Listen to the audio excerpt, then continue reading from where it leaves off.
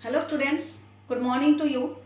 We are continuing our chapter 2 of class 12, that is sexual reproduction in flowering plants. In our previous classes, we have completed the pre-fertilization events, means gamete formation. Today we will study about gamete transfer. Gamete transfer. As we know that after gamete formation, that gamete needs to be transferred from male part to the female part for fertilization. So how this process occurs? How the gametes transfer from one flower to another flower or from one one parent to another parent. Let's understand it in detail. First we will study about pollination. You know what is pollination from class 10th. Pollination is the process which is adopted by the plants for releasing their pollen grain or for transferring their pollen grain from male to the female. Or in simple sentence we can say that pollination is the process of transfer of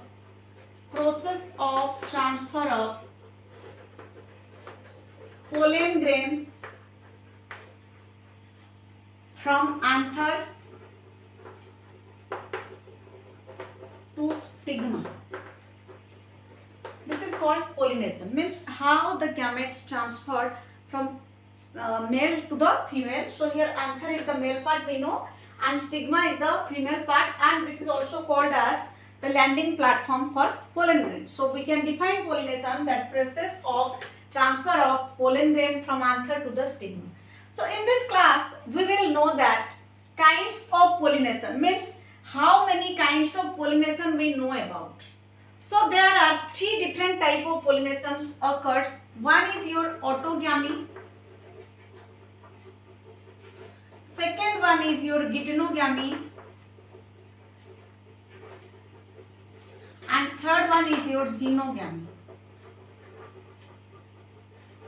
So here three different kinds of pollination occurs. First one is your autogamy.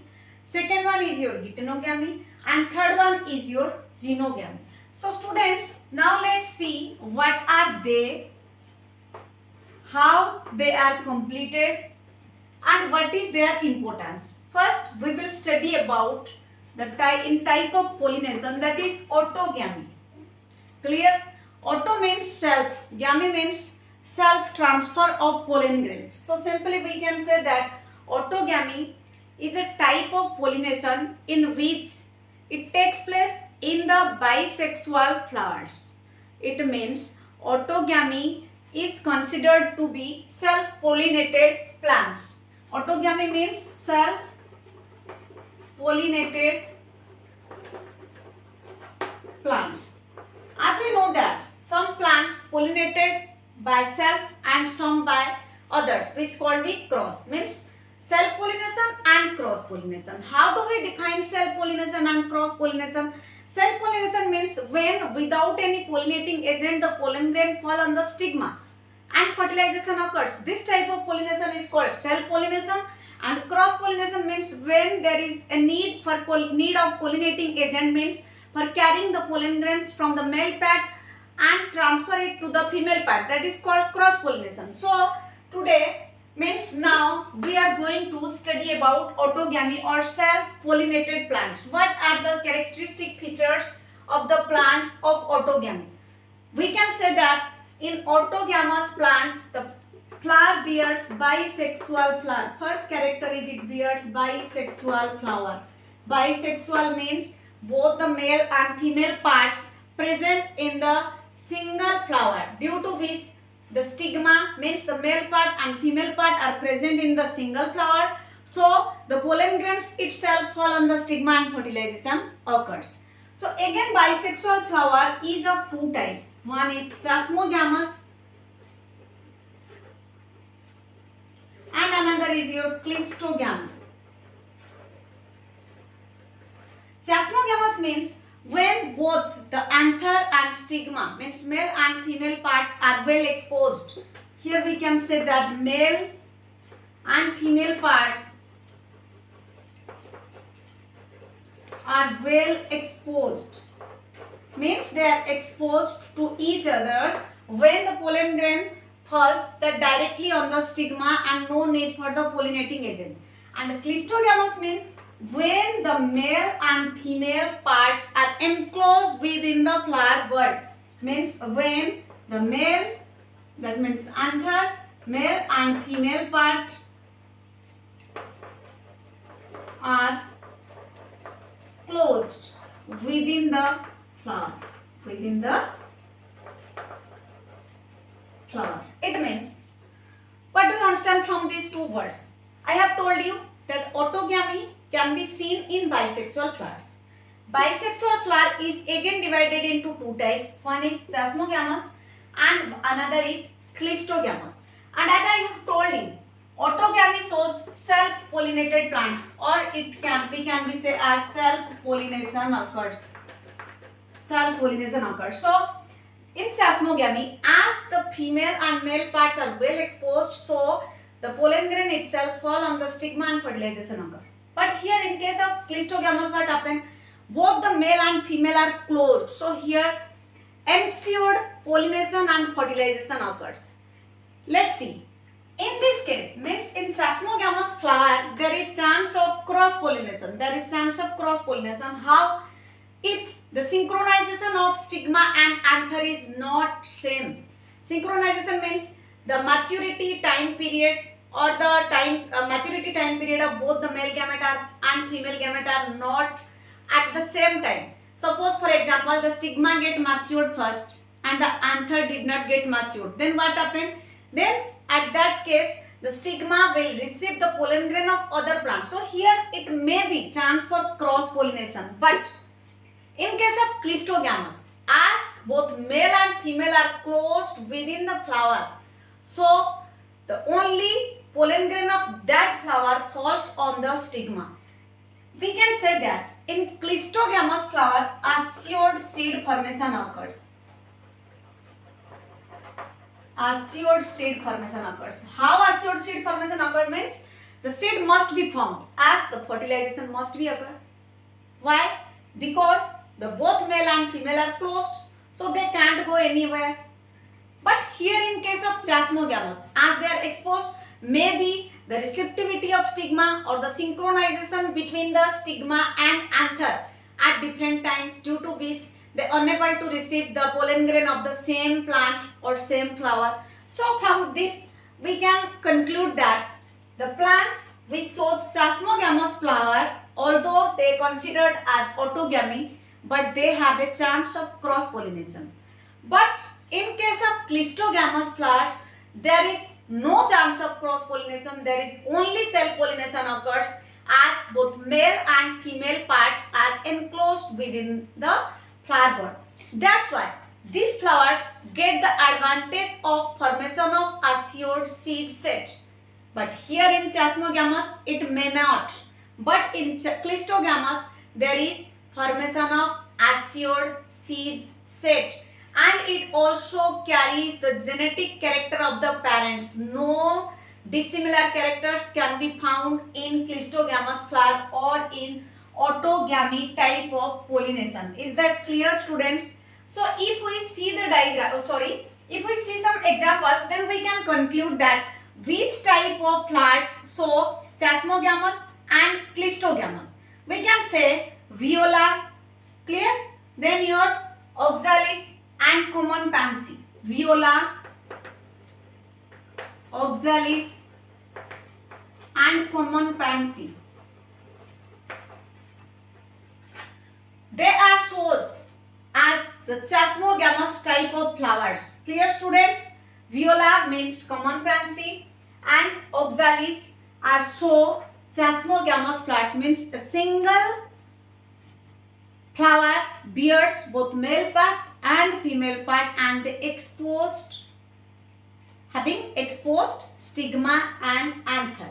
Next, clistogamous, as I have told you here, that they have assured seed set form. So here we can take the example of pea.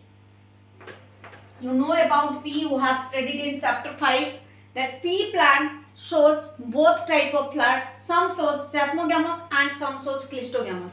So here we can take the example of pea. Means Some sesamogamous flowers are viola and oxalis, whereas clistogamous flower we can consider as P, as its P also shows sesamogamous, as here both anther and stigma are enclosed with each other. Clear, students? Commelina also shows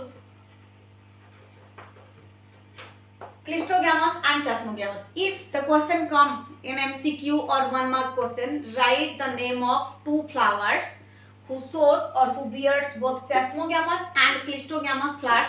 You can write viola, oxalis, commelina and P. Clear? And how? What is this? Is the advantage of autogamy and disadvantage of autogamy? The disadvantage of autogamy is it have no genetic variation. This is the disadvantage. And advantage is it forms assured seed set and carries the genetic characters from one generation to another generation without losing its character. If this type of question are arise, then you will able to answer them clearly. Here is the autogamy, which we can say that self-pollinated plant or self-pollinated flower, or this is considered under self-pollination. Clear, students? So next is your geitonogamy. What is the meaning of geitonogamy? Here self-pollination occur, but in geitonogamy there is cross-pollination occur. How cross-pollination occur and why cross-pollination occur? As we know that in geitonogamy, what happen? The plant is bisexual. Plant is bisexual, means the plant has both male and female flowers, but the flower is unisexual. Flower is unisexual. So a single plant can bear some male flowers as well as some female flowers. Means some branches have male flowers and some branches have female flowers. So here we can say that as suppose this is a branch and this is a branch. Here is the female flower and in this branch here is the male flower. So in this case what will happen? Here self-pollination will not occur. Here what happen? Cross-pollination will occur either through wind or insects, whatever. So simply we can say geitonogamy, in geitonogamy plants it shows cross-pollination. As the plant is bisexual, remember students, in geitonogamy the plant is bisexual but the flower is unisexual. So due to the unisexual flower, here self-pollination not occur, here cross-pollination occur. Here cross-pollination occur. And what are the examples of the geitonogamy plants? We can take the example of cucurbita, then your bottle gourd, then cucumber, all the type of creepers or climbers, like the plants that have bell type of plants, they have geitonogamy plants, means their plant is bisexual. Remember, their plant is bisexual but the flower is unisexual. That's why they show cross pollination, and these are the examples. If we consider geitonogamy to autogamy, then what are the differences between them and what are the similarities between them? The similarity of geitonogamy with autogamy is that they show no genetic variation. Means genetically it is equal or equivalent with autogamy. Clear? Geitonogamy genetically equivalent with autogamy, but physically it is different from autogamy. How? In autogamy there is self pollination occur, but in geitonogamy cross pollination occur. Clear? So we can say that if the question comes how they are similar and how they are different. They are similar as they have no genetic variation.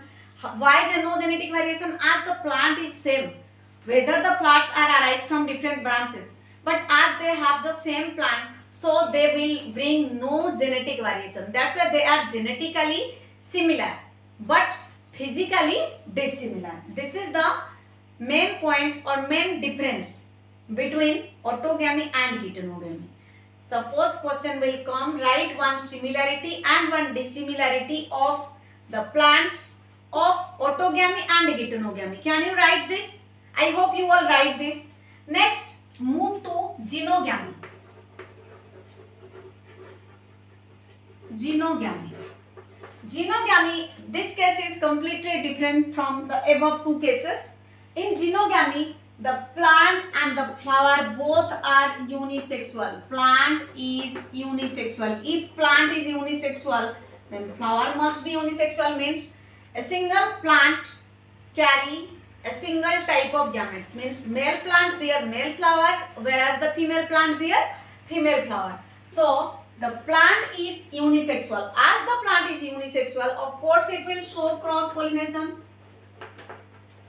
Cross pollination means from one flower of, suppose for example, the male part is present in male flower, male plant, and the female part is present in female plant. So here the male flower releases pollen grain which is go towards the female plant by some pollinating agents. That may be water, may be air, may be animals like insect, birds, whatever. So here we can say that cross pollination occurs. As here the plants are different, so we can see here genetic variation. Genetic variation can be seen here. So in xenogamy, cross pollination occur. First point, cross pollination occur. Second point, plant is unisexual. So if plant is unisexual, of course flower is unisexual. As the plant is unisexual, so it shows genetic variation. Clear? As the plant is unisexual, so it shows genetic variation. We can take the example of xenogamy. That is, the example is your papaya and date palm. You can see some papaya. If one type of papaya plants are grown in a garden, there no fruits can be found in that plant. Why? Because the male and female plants are different. So if one type of plants, suppose value-based question was come in previous year, that why some papaya plants in your garden do not bear any fruits. You can write that as they are unisexual plants, so they need the pollen grain. Means the plants that present in your garden, either male or female. If the male, they need a female plant to release their pollen grains, and if a female, then they need pollen grain to be fertilized.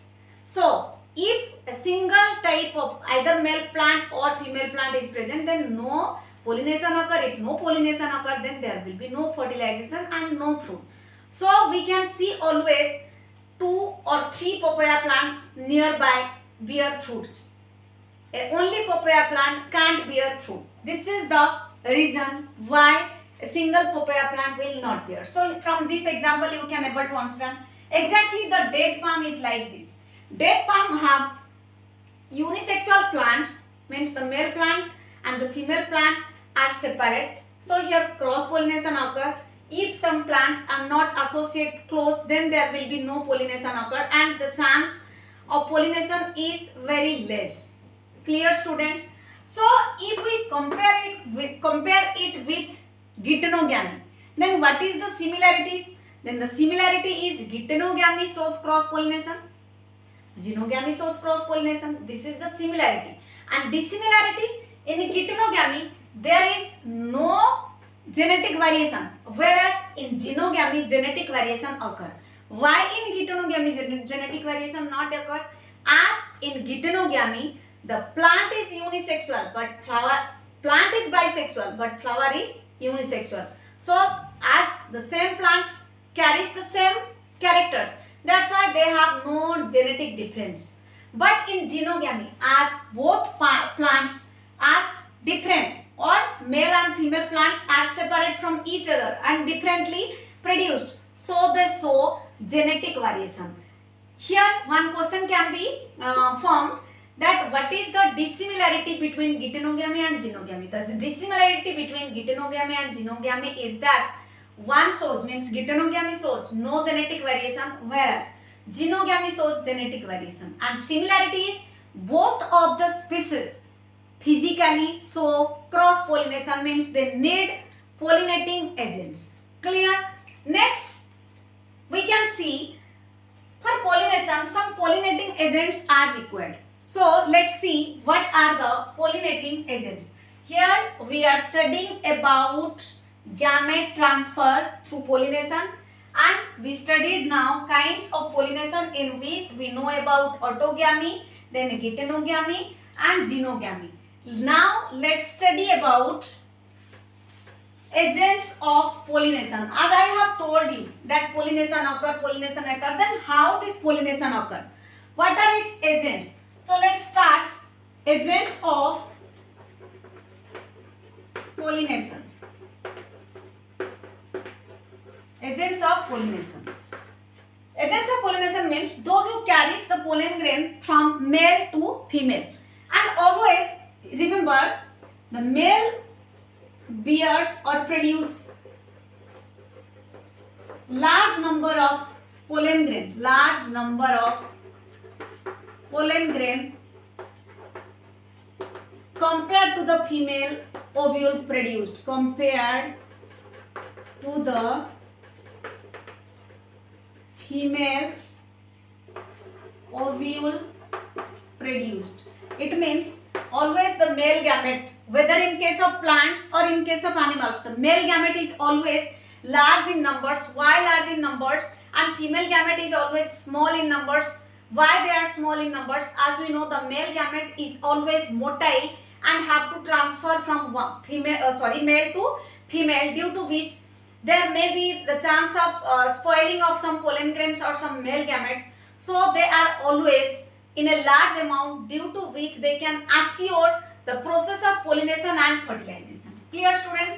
So now see the agents of pollination.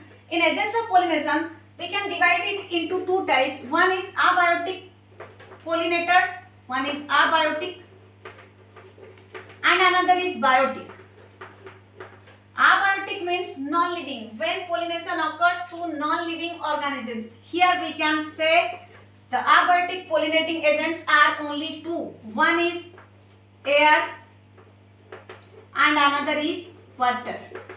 But in biotic pollen agents there is one, means animal, and again these animals are categorized into different types.